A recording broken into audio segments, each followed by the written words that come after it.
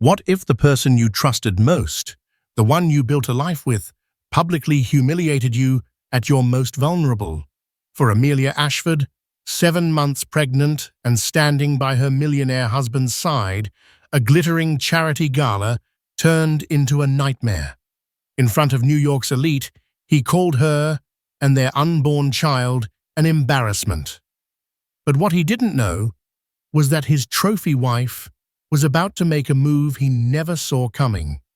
She wasn't just going to leave, she was going to take a piece of his empire with her, and what she did with it would ignite a firestorm of scandal, revenge, and a secret that would unravel everything. Stay tuned, because this story is more than just drama. It's a masterclass in quiet power. The penthouse apartment on Park Avenue was a testament to modern opulence, a carefully curated space of glass chrome and minimalist art that screamed wealth with a self-conscious whisper. From the floor-to-ceiling windows, the lights of Manhattan glittered like a carpet of fallen stars, a view that cost more than most people earned in a lifetime. This was Amelia Ashford's world, a world she had married into 5 years ago. At 28, she was the beautiful, intelligent, and impeccably dressed wife of Marcus Ashford, the 40-year-old CEO and founder of Innovate Dynamics, a tech giant that had revolutionized data security. To the outside world, they were the golden couple. Marcus, with his sharp suits, sharper jawline, and a reputation for ruthless business acumen, was a titan of industry. Amelia, a former art curator with a quiet grace and a master's degree from Columbia, was the perfect complement to his aggressive ambition. Their life, as documented in the glossy pages of magazines like Vogue and Forbes, was a whirlwind of exclusive parties, international travel, and philanthropic endeavors. They were the picture of success, a modern-day power couple. But pictures, as Amelia knew all too well, could be deceiving. The silence in their sprawling apartment was often heavier than the expensive art on the walls. Marcus was a man who commanded boardrooms and bent markets to his will, and he expected his home life to operate with the same frictionless efficiency. He wasn't overtly cruel, not in the way that left physical marks. His cruelty was more insidious, a slow erosion of her confidence, a chipping away at her sense of self. It was in the casual dismissal of her opinions, the faint smirk, when she spoke about her passions, the way he'd correct her in front of friends with a patronizing, "What my lovely wife means to say is," he called it, refining her. When they first met, he had been captivated by her spirit and intellect. But once the wedding ring was on her finger, he began the subtle, relentless process of molding her into his ideal accessory. Her friends, he decided, were not of their caliber. Her desire to return to work at a gallery was a cute hobby, but unnecessary. Her wardrobe, her diet, even her laugh were all subject to his unsolicited and often backhanded improvements. The pregnancy had at first seemed like a bridge.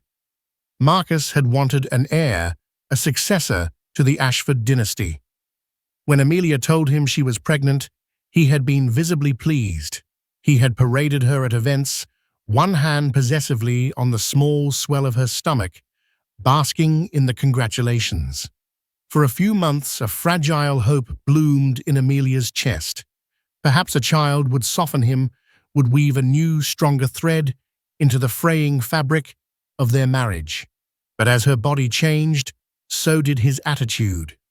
The initial pride curdled into something else. Her morning sickness was an inconvenience to their social schedule. Her fatigue was unattractive, her expanding waistline a source of quiet, constant critique. He would look at her, a flicker of distaste in his eyes, as she struggled to elegantly maneuver her new, heavier body. "Are you sure you should be eating that, darling?" he'd murmur. As she reached for a piece of bread at a dinner party, his voice low and for her ears only, yet the sting was as public as a slap. Tonight was the annual Starlight Foundation Gala, the crown jewel of New York's philanthropic calendar. It was an event Marcus chaired, a night where his generosity was on full display. For Amelia, it was another performance. She stood before the full-length mirror in their cavernous dressing room, the deep sapphire of her custom-made gown clinging to her 7-month pregnant belly. The dress was beautiful, a column of silk that was supposed to make her feel ethereal. Instead, she felt like a ship in full sail, large and conspicuous. Marcus walked in, adjusting his cufflinks, the picture of tailored perfection in his Tom Ford tuxedo. He stopped and stared at her, his gaze clinical evaluative. He didn't say she was beautiful. He didn't tell her she was glowing. "Is that what you're wearing?" he asked, his voice flat. Amelia's hand instinctively went to her stomach. "It's the gown we had fitted last month. You said you liked the color." "I liked the color on the sketch, Amelia. On you. It's a bit much. The whole thing is just a lot." He gestured vaguely at her stomach. "It's very prominent." A familiar coldness seeped into her bones. "I'm 7 months pregnant, Marcus. My stomach is supposed to be prominent." He sighed, a long, exaggerated sound of suffering. "I know that. But must you draw so much attention to it? It's embarrassing. It makes you look ungainly." He walked over his fingers, cool, as they brushed a stray curl from her shoulder. "We're the hosts tonight. All eyes will be on us. I need you to look your best. Composed. Elegant. Not like this." Embarrassing. The word hung in the air, thick and suffocating. He wasn't just talking about the dress. He was talking about her, about their child, about the physical manifestation of their life together, which he now deemed an unsightly flaw in his perfect public image. A wave of nausea, entirely unrelated to her pregnancy, washed over her. She gripped the edge of her vanity table, her knuckles white. For years, she had swallowed his criticisms, smoothed over his insults, and made excuses for his coldness. She had told herself this was the price of the life she had chosen. She had loved him once, or at least she had loved the man she thought he was. But now, looking at his reflection in the mirror, she saw a stranger, a handsome, polished, and utterly hollow man who saw his pregnant wife not as a partner, but as a liability to his brand. Something inside her, something she thought had been extinguished long ago, flickered to life. It was a tiny, hot spark of rebellion. She had been a frog in boiling water, the temperature rising so slowly she hadn't realized she was being cooked alive. But tonight, Marcus had cranked the heat all the way up. "It's too late to change, Marcus," she said, her voice surprisingly steady. "The car is waiting." He gave her one last, disappointed look. "Fine," he clipped. "Just try to stand up straight. And for God's sake, don't hold your stomach like that. It's provincial." As he swept out of the room, leaving the scent of his expensive cologne in his wake, Amelia looked at her reflection again. She saw the hurt in her own eyes, the shimmer of unshed tears. But beneath it, she saw something else, the glint of steel. He thought she was an embarrassment. He thought she was provincial. He had no idea who she really was. He had forgotten that before she was Mrs. Ashford, she was Amelia Sterling, a woman of substance and intellect. A woman who knew the value of art, of history, of a well-played, long game. And he had made one very, very critical mistake, a mistake born of his own arrogance and his complete underestimation of the woman he called his wife.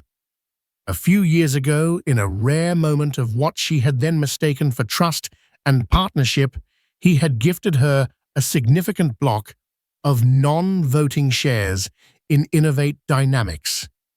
It was a gesture, he had said, to show her that she was a part of his success.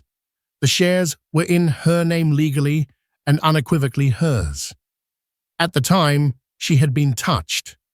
Now she understood the gesture for what it was: a gilded chain, another way to bind her to his world, worthless in terms of control, but valuable enough to ensure her compliance. He thought of it as a bauble. He never imagined she would ever do anything with it. He was wrong. As she picked up her clutch and walked out of the dressing room, a plan began to form in her mind. It was a wild, audacious, and terrifying plan. It would detonate a bomb in the middle of their carefully constructed lives. But for the first time in a long time, Amelia Ashford felt a surge of power. The gala was tonight. The stage was set. Her husband wanted a performance. Oh, she would give him one. And it would be a performance he and all of New York would never forget. The grand ballroom of the Pierre Hotel was a symphony of crystal gold and the low hum of powerful conversations. Waiters weaved through the throngs of tuxedos and designer gowns, balancing trays of champagne and canapes. Amelia stood by Marcus's side, a placid smile fixed on her face, a mask of serene elegance she had perfected over the years. She nodded, she smiled, she murmured pleasantries to banking moguls and tech billionaires, all while his earlier words, embarrassing, ungainly, provincial, echoed in her mind. His hand was a constant heavy presence on the small of her back, not a gesture of affection, but one of control. He steered her through the crowd like a prized possession, introducing her with a flourish. "You know my wife, Amelia," he would say, his voice booming with false pride. And each time, Amelia would feel a fresh wave of revulsion. She watched him work the room, a master of his universe. He was charming, witty, and exuded an aura of effortless command. He would clap a fellow CEO on the back, share a confidential joke that would elicit booming laughter, his eyes scanning the room, always calculating, always assessing. People were drawn to him, to his power, like moths to a flame. They didn't see the man who had just an hour ago looked at his pregnant wife with undisguised contempt. They saw the visionary, the philanthropist, the generous host. The cracks in their facade, invisible to the glittering assembly, were chasms to Amelia. She remembered a time early in their relationship when his ambition had thrilled her. It had felt like being near the sun, a source of immense energy and light. But she had learned that getting too close to the sun meant getting burned. His ambition was a jealous god, demanding absolute devotion and sacrificing everything and everyone at its altar. Her mind drifted back to a conversation they'd had a few weeks prior. She had been reading a prospectus from a small, non-profit organization, The Haven, which provided legal aid and shelter for women and children escaping domestic abuse. Their work was vital, yet they were perpetually underfunded, operating out of a cramped office in the Bronx. "Marcus," she had said, approaching him in his study, a room paneled in dark wood that always felt cold. "I was thinking about the Foundation's next round of grants. There's this incredible organization, The Haven." He hadn't even looked up from his tablet. "Domestic abuse shelters, Amelia. That's not our brand. It's messy, depressing.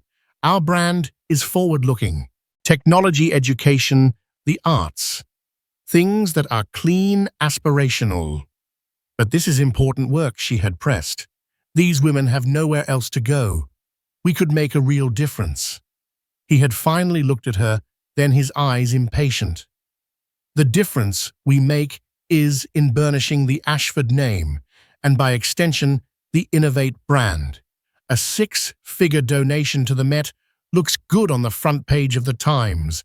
A donation to a dingy shelter in the Bronx gets a 2-line mention in a local paper if we're lucky. It's about strategic philanthropy, darling, not emotional impulses."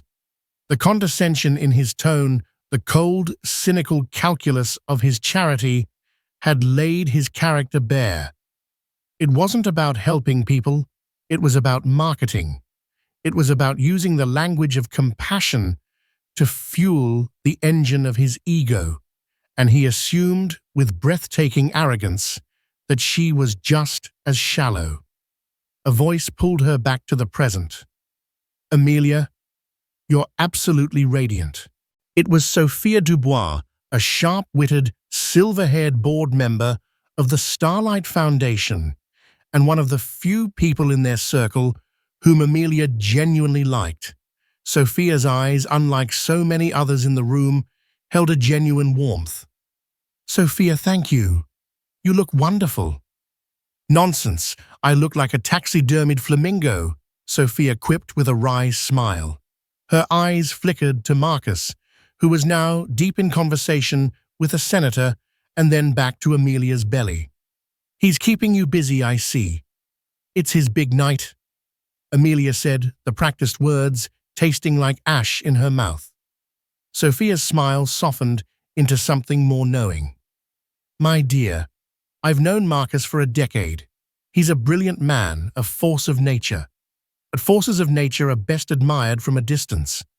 Living in the eye of the storm, that takes a strength most people don't see." She patted Amelia's arm gently. "You, my dear, have that strength." The quiet acknowledgement of her struggle, the validation from an unexpected quarter, was like a drop of water on parched earth. It fortified the resolve that was hardening in her heart. Sophia saw her.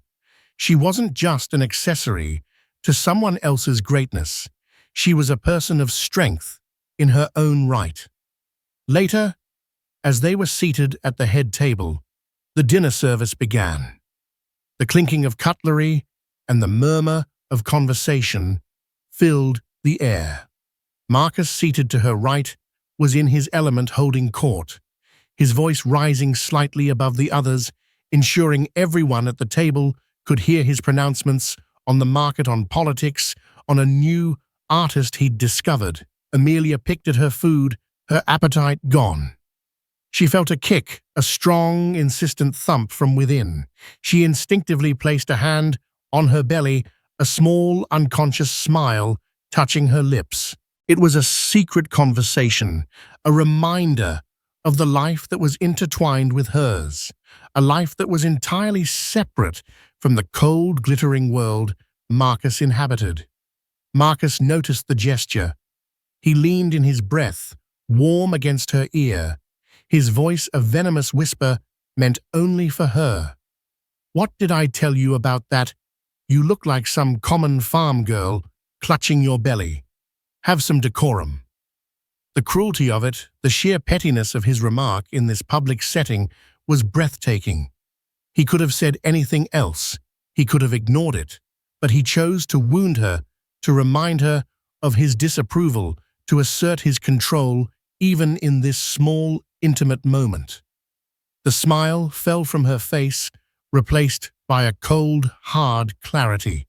The last vestiges of her doubt, of her hope that she was misreading him, that their marriage could be salvaged, evaporated.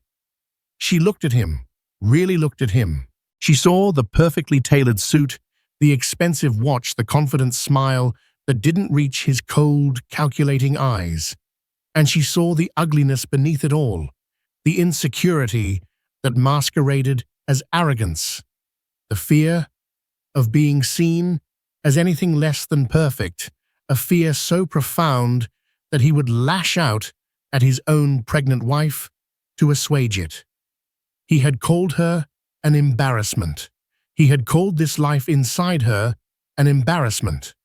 He had reduced the most profound experience of her life to a branding problem. He had underestimated her, dismissed her, and tonight he had publicly, albeit quietly, humiliated her for the last time. The auction was the centerpiece of the evening, a chance for the city's wealthiest to outdo one another in performative acts of charity. Marcus was the auctioneer, a role he relished. He bounded onto the stage, energized by the spotlight, his voice ringing with theatrical bonhomie. "All right, ladies and gentlemen," he boomed, his teeth flashing in the stage lights. "Let's open our hearts and our wallets for the children." He was brilliant at it, Amelia had to admit. He coaxed, he cajoled, he shamed people into bidding higher. He worked the crowd like a maestro, and the numbers climbed into the tens, then hundreds of thousands of dollars for luxury vacations, rare wines, and commissioned portraits. As he was auctioning off a week on a private island, his gaze swept the room and landed on her. Their eyes met. He gave her a small, almost imperceptible wink, a gesture that was supposed to be intimate, a shared moment of triumph. "See what we've accomplished," the wink seemed to say. But all Amelia saw was a man performing for an audience, a man who would return to the privacy of their home and continue to belittle her. She did not smile back. She held his gaze, her expression unreadable, and then deliberately she dropped her eyes to the auction catalogue in her lap. It was a small act of defiance, a refusal to participate in his charade. She felt, rather than saw, his smile falter for a fraction of a second, a tiny crack in the perfect performance. The main event was the final item, a direct donation pledge. Marcus would start it off with a significant sum from the Ashford Foundation, encouraging others to match or exceed it. This was his moment, the climax of his evening of self-aggrandizement disguised as altruism. As the auction for the private island wrapped up, Amelia took a slow, deep breath. Her heart was hammering against her ribs. She looked across the table at Sophia Dubois, who was watching her with a curious, intelligent gaze. Amelia gave her a small, almost imperceptible nod. The stage was set. The audience was rapt. Her husband was in the spotlight, confident, arrogant, and completely oblivious. He thought he was the director of this grand play. He had no idea the lead actress was about to go completely off script. And she wasn't just going to steal the scene. She was going to burn the whole theater down. The applause for Marcus's $1 million pledge was thunderous, a wave of sound that crashed against the ballroom's gilded walls. On the stage, bathed in a warm, adoring spotlight, he was in his element. He stood with his arms slightly outstretched, a benevolent titan accepting the adulation of his court. He was not merely a CEO, he was a conductor, and this room, filled with the city's most powerful people, was his orchestra. He smiled a perfect white, $1 million smile, and Amelia, watching from the head table, felt a sudden, preternatural calm descend upon her. This was the moment. For weeks, a cold, hard knot of rage and despair had been coiled in her stomach. But now it had transmuted into something else entirely: clarity, crystalline and sharp. She watched him preen and felt nothing but a profound, pitying distance. He was a performer playing a role he had written for himself, oblivious to the fact that the play was about to be irrevocably rewritten. Inside her, the baby gave a soft, reassuring kick, a secret pulse of life that was hers, and hers alone. It was the final affirmation. The curtain was about to rise on her own performance. "And now," Marcus's voice boomed, milking the moment, "the night is young and the needs are great. Who will join the Ashford family in our commitment? Who will be the first to match our pledge for the children?" Before a single paddle could be raised, before another voice could break the spell he had cast, Amelia moved. It was a small action, but in the rigid etiquette of the gala, it was a tectonic shift. She pushed her chair back. The quiet scrape of its legs on the polished marble floor was like a crack of thunder in the expectant hush. A ripple of confusion went through the head table. Heads turned. A low murmur spread like wildfire through the room, as hundreds of pairs of eyes swiveled from the man on the stage to the pregnant wife who was now impossibly rising to her feet. The ambient noise of the ballroom, the clinking of glasses, the rustle of silk, the low hum of conversation died instantly. A vacuum of silence formed around her. On stage, Marcus froze. His smile faltered, twitching at the corners. For a split second, a flicker of pure, unadulterated annoyance crossed his face. What was she doing? This was his moment. She was the beautiful silent prop. Her role was to sit, to smile, to applaud, not to stand, never to stand. He recovered quickly, his years of media training kicking in. He turned the full force of his charm on her, his voice dripping with a feigned, indulgent affection that was meant to gently push her back into her seat. "Ah!" He chuckled into the microphone, the sound echoing unnaturally in the silent room. "It seems my wonderful, generous wife wants to add to our family's contribution, always thinking of the children. How generous of you, darling. We can discuss the details later." The word darling was a silken threat. "Sit down. Now." But Amelia did not sit down. She didn't even look at him. She took a single deliberate step away from the table, into the open space, ensuring everyone could see her. She drew herself up to her full height, her hand resting not in supplication, but in a gesture of serene ownership on the curve of her belly. When she finally spoke, her voice wasn't loud, but it was so clear and steady that it carried to the farthest corners of the room. "If I may," she said, her eyes sweeping over the astonished faces of New York's elite. "I would also like to make a pledge tonight." She then turned her gaze to her husband. The look in her eyes was one he had never seen before.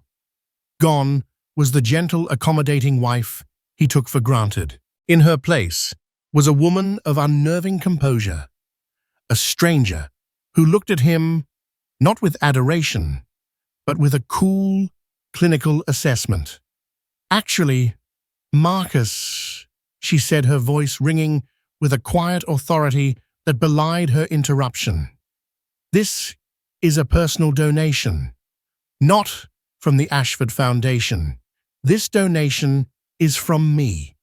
The tension in the room ratcheted up to an almost unbearable degree. Personal donation.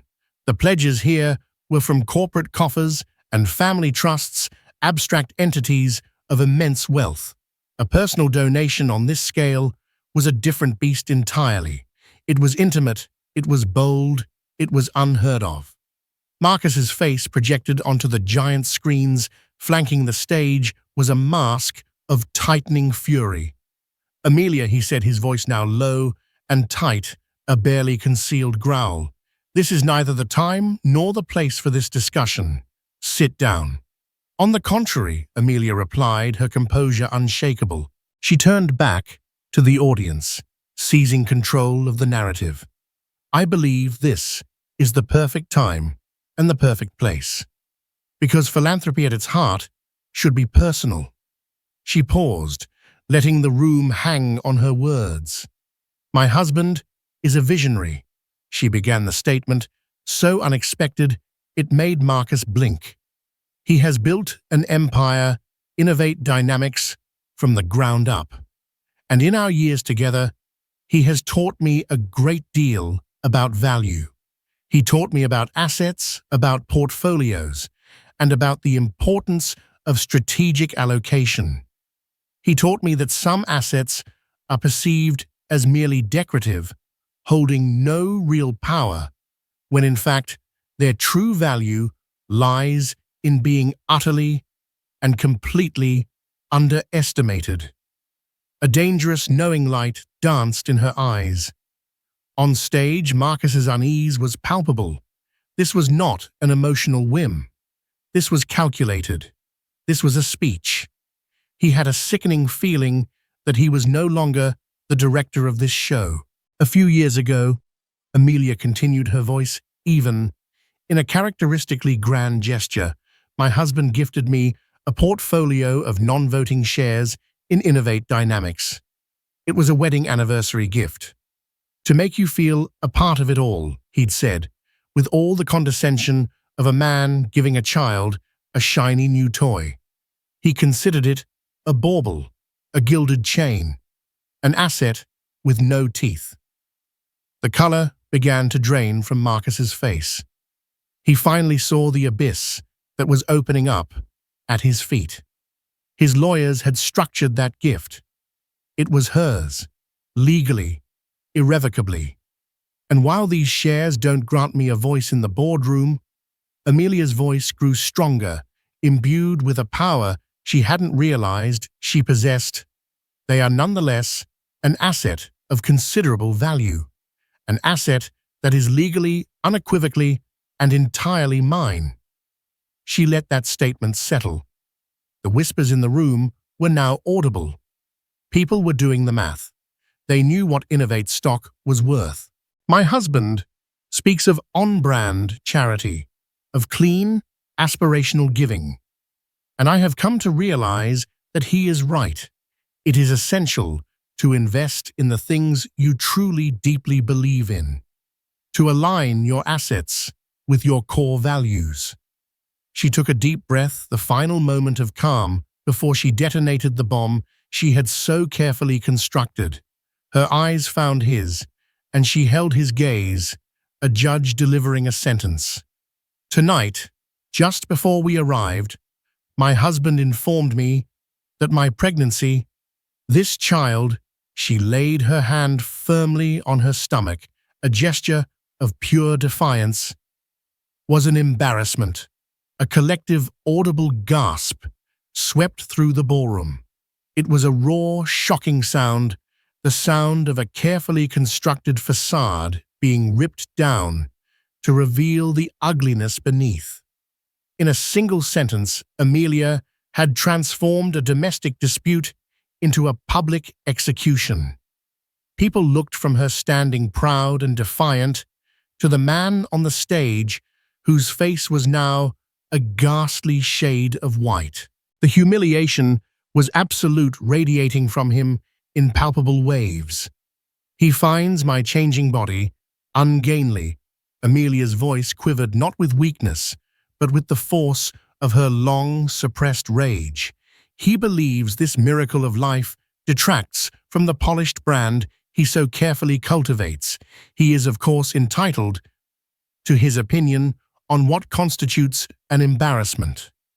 She let the condemnation hang in the air for a moment longer before continuing. But I have a different opinion. I believe that true embarrassment is cruelty. I believe the only thing that is truly ungainly is a lack of compassion. And I believe that the most important foundation we can ever build is a safe and loving one for a child. For any child. Her gaze left her husband's and swept the room until it landed on a small table in the back corner. There sat Maria Sanchez, the director of the Haven, who had been invited by Sophia Dubois and who now looked on with an expression of stunned disbelief. That is why tonight I will not be donating to the Starlight Foundation. Amelia announced, each word a hammer blow. Another wave of shock rippled through the room. Instead, I am pledging the entirety of my personal assets, my complete portfolio of Innovate Dynamics shares, currently valued at $94 million, to an organization that I believe in. An organization that works in the trenches. An organization that does the messy, vital, life-saving work that is never on brand. She looked directly at the woman from the Bronx. I will be transferring the full amount to the Haven, a shelter and legal aid foundation for women and children escaping domestic abuse. The silence that followed was absolute. It was a silence so profound it felt as if the entire city had fallen quiet. $94 million to a small, unknown shelter. It was an act of such magnificent, breathtaking rebellion that it short-circuited the minds of everyone present. Then, a single sound broke the stillness, a slow, deliberate clap. It came from the head table. Sophia Dubois was on her feet, her face a mask of pure, unadulterated triumph, her hands coming together in a powerful, rhythmic beat. A moment later, someone else stood, then another. A smattering of applause became a ripple, then a wave, then a deafening, rolling roar of a standing ovation that shook the crystal chandeliers. They were not just clapping for the money.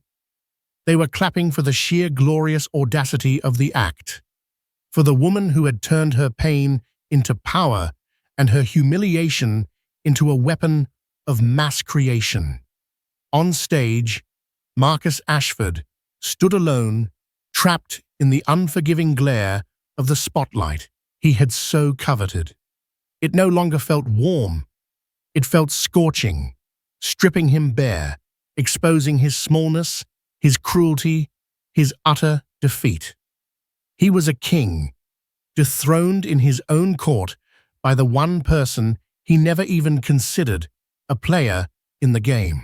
Amelia's eyes welled, and a single tear finally escaped, tracing a hot path of liberation down her cheek.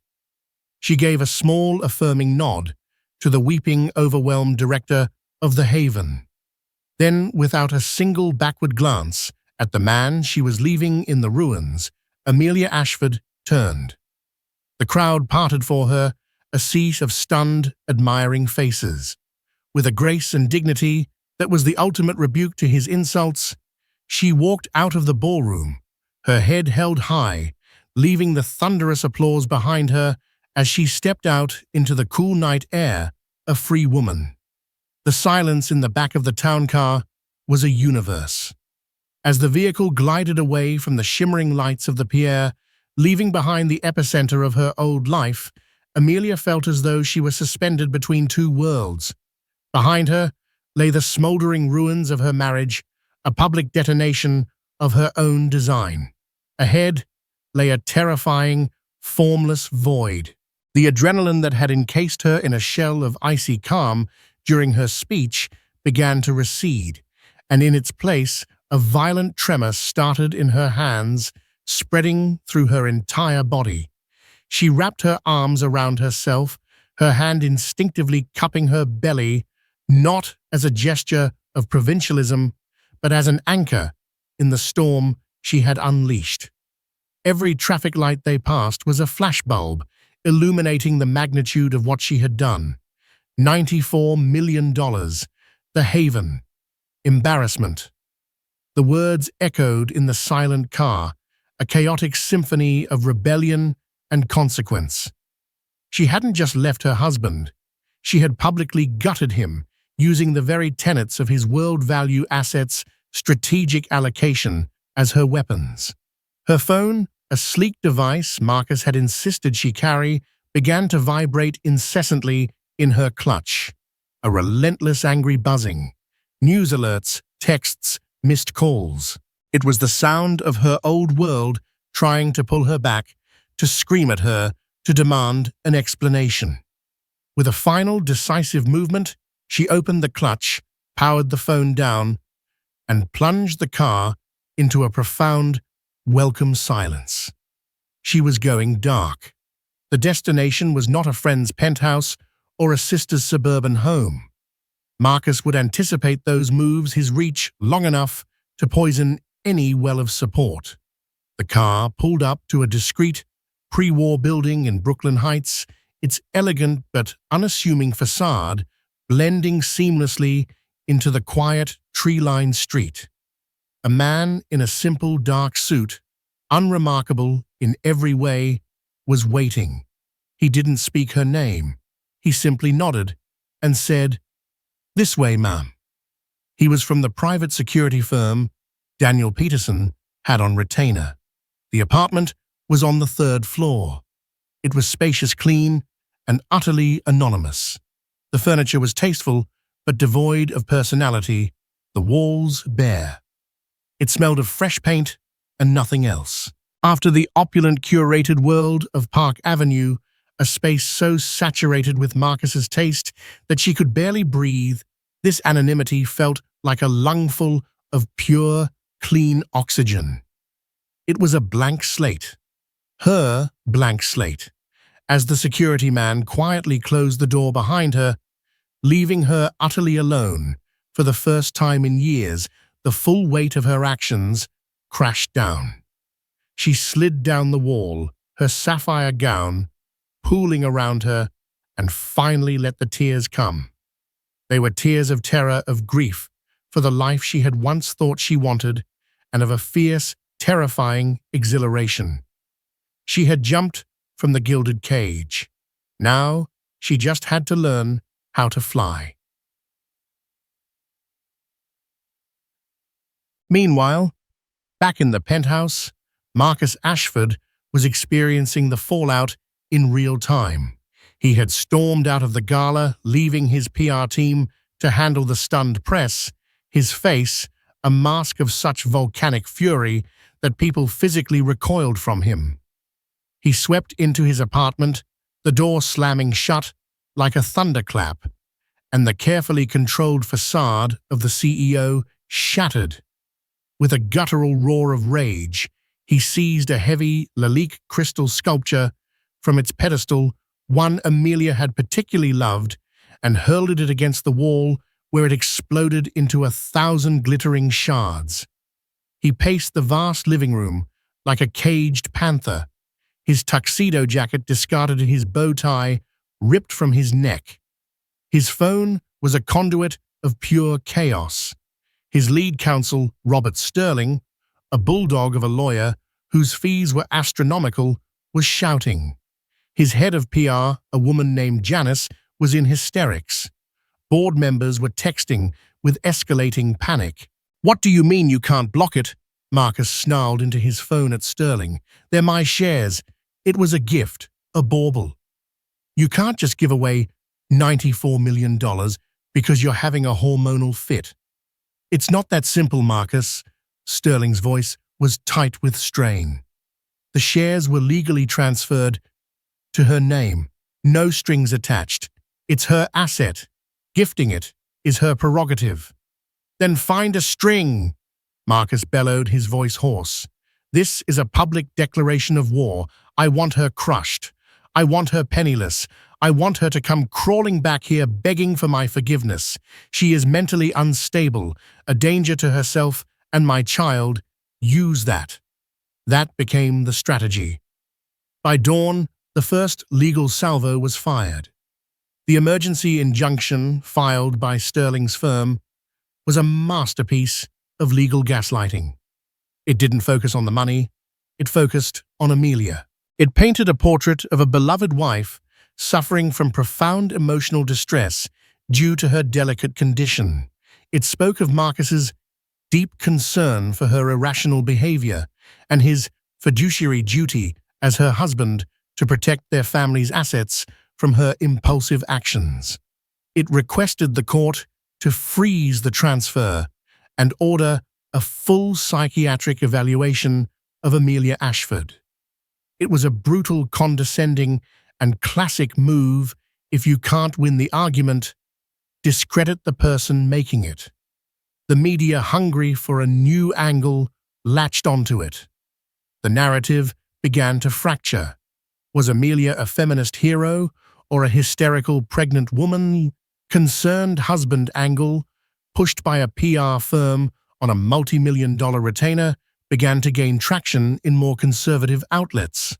Amelia woke up on a nondescript sofa to the blare of a news report on the television she'd finally turned on.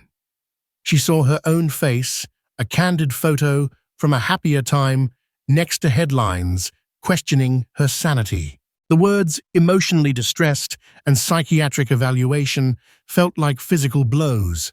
Panic, cold and sharp, seized her. Could he do that?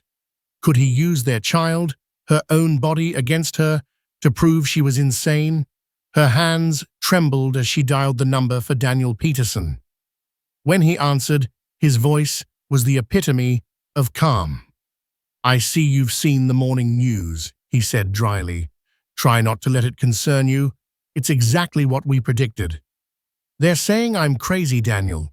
They want to force me into an evaluation." "They can request whatever they like," Daniel said, his tone reassuringly steady. "It's a scare tactic, Amelia, a public performance designed to intimidate you into submission. And we have the counter-performance ready to go." Within hours, Daniel's office responded. First, they filed the affidavit from Dr. Hansen, a respected and unimpeachable obstetrician who stated that Amelia was a model of mental and emotional fortitude under significant stress, and that her decisions were lucid, considered, and rational. But the second filing was the real bombshell. It was the sworn affidavit from Clara Bennett Marcus's former executive assistant. In spare, devastating detail, it chronicled a year of unsolicited late-night texts from Marcus, of inappropriate comments about her appearance of being passed over for a promotion after she politely declined his invitation for a private drink to discuss her career trajectory. It ended with her termination due to performance issues 2 weeks later. The document didn't just support Amelia's claim, it established a clear predatory pattern. Marcus wasn't a concerned husband, he was a serial emotional abuser. This changed the game. The story was no longer just about a marital spat. It was about power dynamics, workplace harassment, and the silencing of women. And that's when Maria Sanchez, the director of the Haven, stepped onto the battlefield. Maria was not a woman to be trifled with. A Bronx native with a fire in her eyes and a spine of steel, she saw the injunction not as a legal hurdle, but as a declaration of war against every woman her shelter had ever served. She didn't wait for the courts, she launched a campaign. On the steps of the courthouse, surrounded by cameras, she gave a speech that became legendary. "Marcus Ashford's lawyers say Amelia Ashford is irrational," Maria said, her voice ringing with righteous anger. "They say she is distressed. I ask you this, what is more rational than taking an instrument of your oppression and turning it into a tool of liberation for thousands of women? What is more rational than deciding that a safe bed for a mother and her child is worth more than a new yacht? They call her hysterical. We call her a hero." She announced the "I am not an embarrassment" campaign. It was grassroots genius. Women from all walks of life began posting photos of their pregnant bellies, their C-section scars, their stretch marks, their children. They shared stories of being shamed, dismissed, and underestimated. The hashtag exploded. The Haven's website, once a simple information portal, crashed from the traffic and donations that poured in from all over the world. Marcus Ashford had tried to make this a private fight about one hysterical woman. Maria Sanchez had turned it into a global movement. Innovate Dynamics' stock, which had already been shaken, began a serious decline. The brand, once associated with cutting-edge security, was now synonymous with public scandal and misogyny. This is what finally got the board's attention. Sophia Dubois watched it all unfold with a grim satisfaction. She called a lunch with George Caldwell, a staunchly conservative, numbers-obsessed board member who respected Marcus and distrusted emotion. Over lobster salad at a private club where women had only been allowed as members for 15 years, she made her case. "The numbers are troubling, George," she began, pushing a tablet across the table, showing the stock's trajectory. "This isn't a blip, it's a trend. The sentiment analysis is a disaster. We're losing ground with female consumers. and 3 top female engineers in the AI division have quit in the last week. It's a marital squabble, George grumbled. He'll handle it. He always does. He's not handling it, Sophia said coolly. He's fanning the flames. His ego is preventing him from seeing the long-term damage. This isn't about his wife anymore. It's about his judgment. A CEO who calls his own unborn child an embarrassment has a problem with optics at the very least. At worst, it shows a profound lack of foresight. This is a liability. By framing her moral outrage in the cold, hard language of finance and risk management, she was speaking George's language. She saw a flicker of doubt in his eyes. The seed was planted. The final act took place in a sterile, airless conference room for Marcus's deposition. Daniel Peterson was the picture of calm, his questions beginning with the mundane. He asked about Innovate's founding, its early successes. Then he pivoted to Amelia. Mr. Ashford, what was your wife's profession when you met? She was in the art world. A curator, Marcus said the word, dripping with condescension. A highly respected one, I understand, with a postgraduate degree from an Ivy League institution. She was good at her little hobby, yes. Marcus smirked. And during your marriage, did you feel that hobby was something she should continue? Her primary role was to be my wife, Marcus stated, puffing out his chest. To manage our homes, our social life. To be a partner to me. It was a demanding position. So you saw it as a job, her being your wife? Daniel asked softly. An important one. One that made her own career ambitions redundant. Marcus was so wrapped in his own arrogance, he didn't see the trap closing around him. Daniel let the silence hang for a moment before he slid a document across the table. Exhibit A, Mr. Ashford. Your prenuptial agreement. I'm sure you're familiar with it. Your own lawyers at Sterling's firm drafted it. Marcus glanced at it, annoyed. It's standard. It protects my assets. She signed it. She did, Daniel agreed, and it contains a very generous non-disclosure agreement. In exchange for her silence, she receives a one-time payment. But your excellent lawyers were very thorough, weren't they? They thought of every eventuality. Could you please turn to page 14, paragraph 7, section C. It's titled the Reputational Harm Clause. Most people call it a bad actor clause. Marcus's lawyer, Robert Sterling, suddenly sat bolt upright. He knew the clause. It was boilerplate designed to protect a high-profile client from a spouse who might, for example, sell a lurid story to the tabloids. It had never occurred to him it could be used in reverse. Daniel read it aloud, his voice even.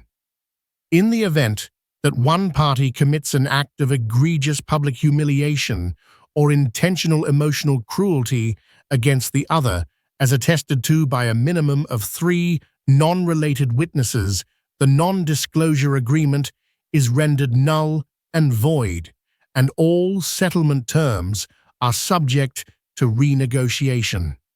Daniel leaned forward, his eyes locking with Marcus's for the first time. Mr. Ashford, on the night of the gala, you stood on a stage in front of over 400 people, and just before that, you told your pregnant wife she was an embarrassment. Would you say that constitutes egregious public humiliation? The color drained from Marcus's face. The smirk, the confidence, the arrogance, it all evaporated, leaving behind the stark naked panic of a king who has just realized he's been checkmated. He looked at the document, at the words his own hubris had put there, a self-laid trap he had swaggered right into. He looked at his lawyer, who could offer no defense. He had been so focused on Amelia's emotional state, he never once considered his own actions. The leaked deposition was the final nail in the coffin. The board, armed with Sophia's data and George Caldwell's newfound pragmatism, convened an emergency meeting. Marcus walked in, expecting a strategy session. He found an execution. They didn't even let him sit down. Sophia, as the most tenured member, delivered the verdict.